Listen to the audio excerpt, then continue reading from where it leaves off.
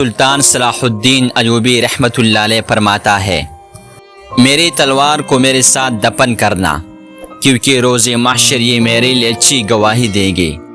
مسلمان کی تلوار پر جب عورت اور شراب کا سایہ پڑ جاتا ہے تو یہ لوہے کا بیکار ٹکڑا بن جاتی ہے۔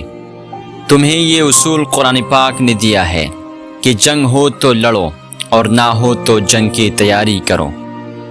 شیر کو کوئی فرق نہیں پڑتا کہ ایک گیدڑ کیا سوچتا ہے۔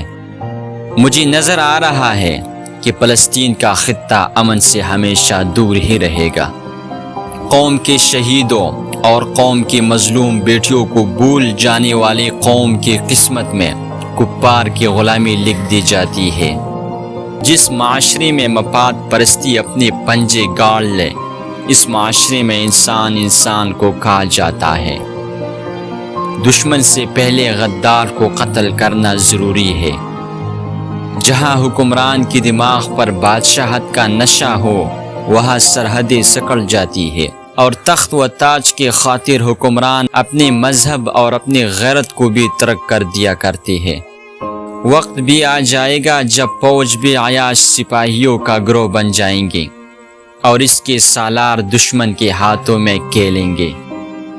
جس قوم کے نوجوان روحانیت دین کو چھوڑ کر فحاشی کی زندگی گزارنے لگ جائے، وہ قوم بغیر جنگ کے ہار جاتی ہے۔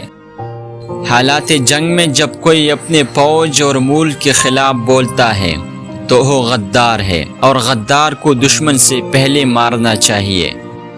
کسی قوم کو تباہ کرنا مقصود ہو تو اس کی فوج اور عوام میں نفرت پیدا کر دو۔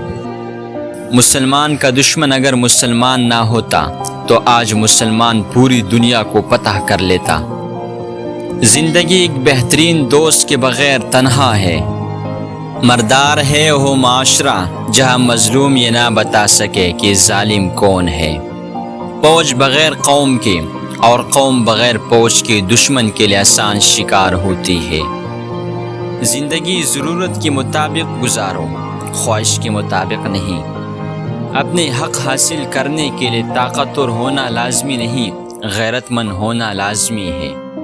آزادی کا درد غلامی کی سکون سے بہتر ہے۔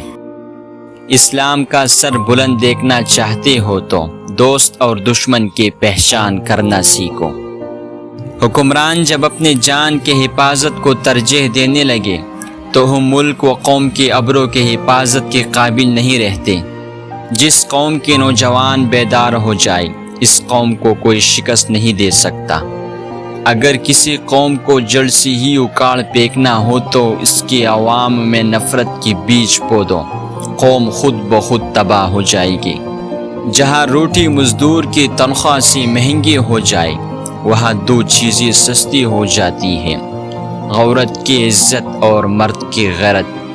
جھوٹی اور مکار قاضی کی سب سے بڑی نشانی یہ ہے کہ وہ قسمیں بہت کھاتا ہے۔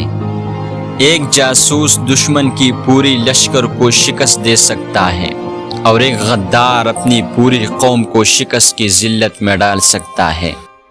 وقت تو وقت پر بدلتا ہے، لیکن انسان کسی بھی وقت بدل سکتا ہے۔